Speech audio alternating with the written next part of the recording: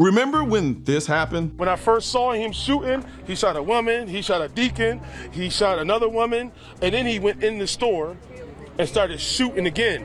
10 people shot dead and 3 more injured. When this lowlife started shooting, he was engaged by the security guard that was at the grocery store, and the security guard actually hit him with this gun, but the shooter was wearing body armor. Working security at the Tops grocery store, Salter engaged the shooter, who was heavily protected by body armor. We have evidence that he struck him at least one time, and that unfortunately had no effect. Now, anyone want to take a wild guess what the political leaders of New York, the state where they make all their citizens victims for their safety, decided to do next? If you said ban body armor, you'd be right. And as we marked 2 years since the Buffalo mass shooting, the issue of body armor has been brought up once again. It, of course, is something the shooter wore on that fateful day. In Congress, it is now a reintroduction of a reintroduction.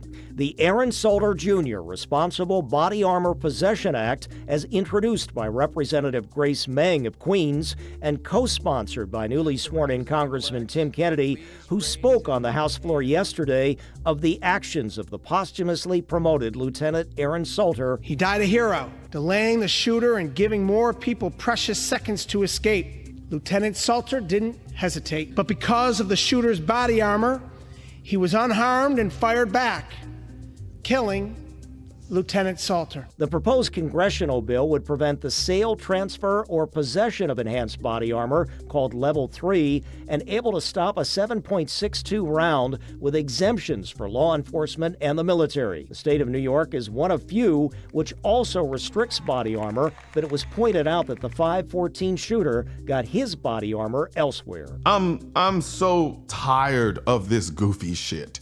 I want you to notice that this bill has nothing to do with keeping people safe. This is a bill to ban you from owning body armor so that the police are safe. The same police that the Supreme Court said doesn't have a legal duty to keep you safe. I want you to think about that for a minute, so that you can finally realize that these politicians don't give two shits about you, because if they did, they'd be creating laws to make it easier for people to protect themselves, not harder. All these politicians know how to do is ban shit. They don't know how to do anything else, and they're always banning things that are to the people's benefit. They never ban anything that limits them. It's always things that limit us, the people. Sooner or later, they're gonna ban us from breathing because we're exhaling too much carbon monoxide, and they're so stupid that when you tell them humans exhale carbon dioxide, they'll ban that too. This should be a prime example of how these people will never stop. There is no, oh, we just want common sense this or common sense that. They will keep going after they get what they wanted previous. Body armor is the most passive form of self-defense in existence, and the moment some lunatic wears it,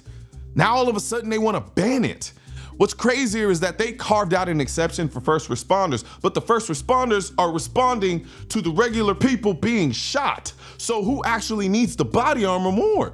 The people being shot at, or the people responding to the people being shot at? Honestly, the real answer is both. But when you're a lowercase t tyrant, you only see it from the side of the government. But as far as the people who are also being shot at, let them eat cake. What this bill is essentially saying is anyone who owns body armor is a mass shooter.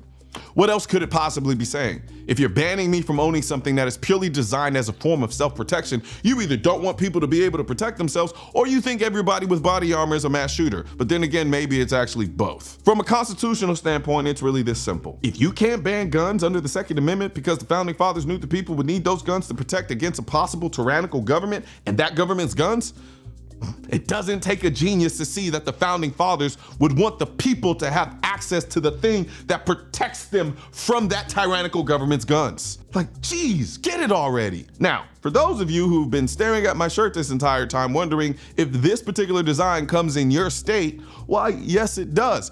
But because I love you all, from now until Father's Day, you'll get 15% off of your entire order when you use the code DADDAYT. That's the letter T. And it's not over yet.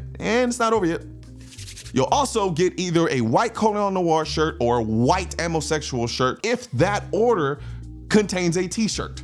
So click the link in the description section of this video to take advantage of this Father's Day sale before it is over. One thing's for certain and two things are for sure. Politicians and tech giants don't want gun content to be recommended to you, and we're all fighting this culture war together. Now, you can help do your part by liking, commenting, subscribing to the channel, but most importantly, sharing this video with at least one person. Together we can stop the suppression of our 2A rights. And don't forget to click the link in the description section of this video for the products that I mentioned in this video.